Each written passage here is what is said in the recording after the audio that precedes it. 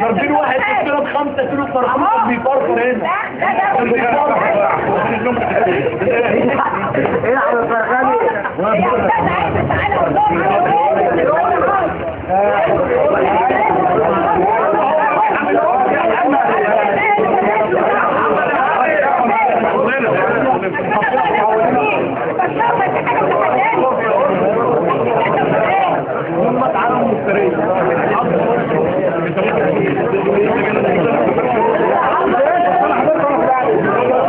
لا هو معاه مراقب ممكن يحط على اي واحد.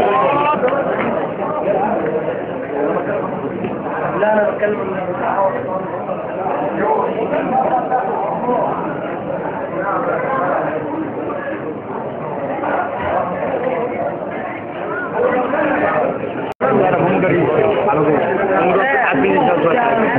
مش لازم نقف الكلام خير والكلام مقبول حاله بقى يعني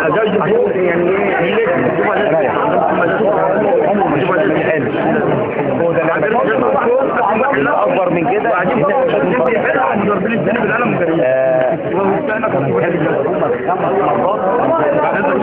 لا عينه عشوائيه كده قول له تعالى لازم تعمل معاك اي واحد يعجبك اي واحد يعجبك في الناس قول له تعالى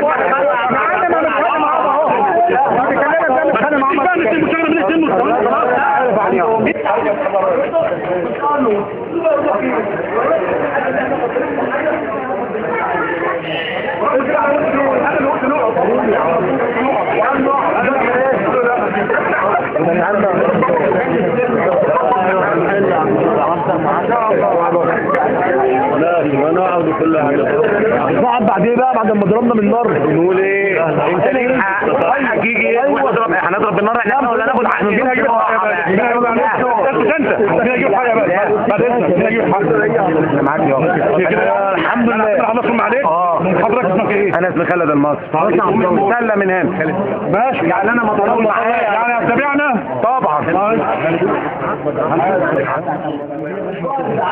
دي احنا عشان الحاجه بس بطاريه هي كده عشان البطاريه هو يا عم مش وقت خارجك دلوقتي على النت. بقول لك يا ابني بره يا ابني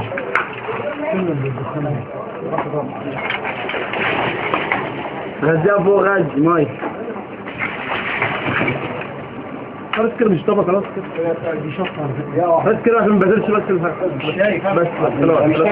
خلاص كده فاضل لنا ثانيه نور عند النت كده عايزين حاجه ثانيه تطلع من دي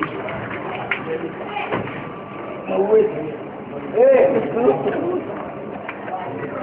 كوكو ده ورا يا ايه حرام البيوت بس كده خلاص يا لا صعوبة فاكر كله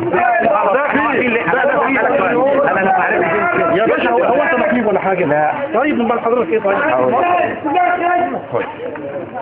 عزبه يخبي عاملين فين عندك برضه حاجه بيقول لك عليهم انا نزلت احنا من اول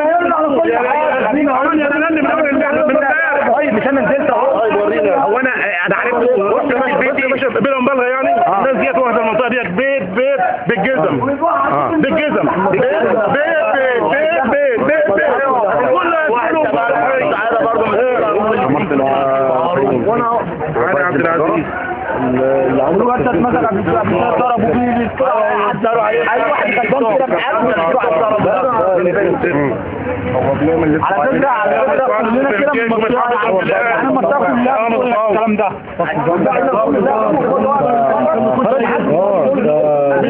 يدعك في الناس كده يبقى كده الله في النور الله في النور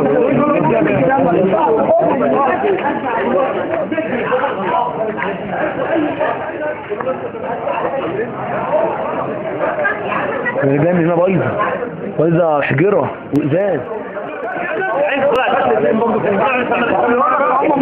احنا مشارك معانا الناس دي في الاعداء بلاش ولا واحد كل الناس دي قاعدين من بعيد قاعدين من بعيد من قبل كده وعايزين يعملوا جريمه باي طريقه انما احنا كطرف معاهم دلوقتي ما حدش مننا حد ابدا كل الناس تحت المشكله 3 ساعات اثرنا كلام جبنا كراسي نقعد احنا يا اخوان استنى لو مش نازلين لحد بعتوا واحد محامي تبعها جاء معانا يا جدعان اللي هو طارق عرفه اللي هو كان بتاع المحليات اتصل بينا ويا جدعان تعالوا اقعدوا عندنا. طب احنا جايين بس في حد هيجي انا من المضروب قلت نقعد ونحل على كراسي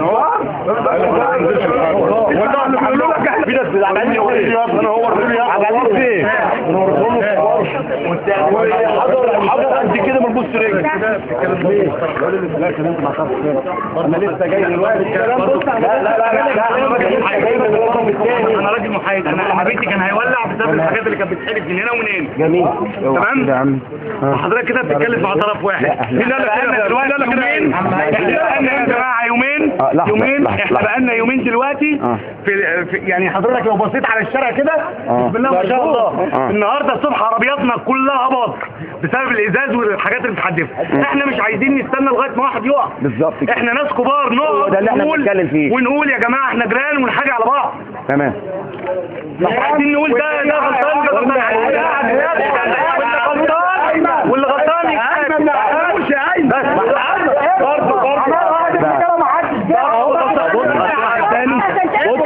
لو تعرف عنوان برضه اللي غلطان الشارع اللي غلطان ده هنا يتحاسب الغلطان ده هنا خليه يوريك عربيته اللي باظت. خليه ما دام هو سالم يوريك عربيته اللي باظت ما جاتش لحد حاجه.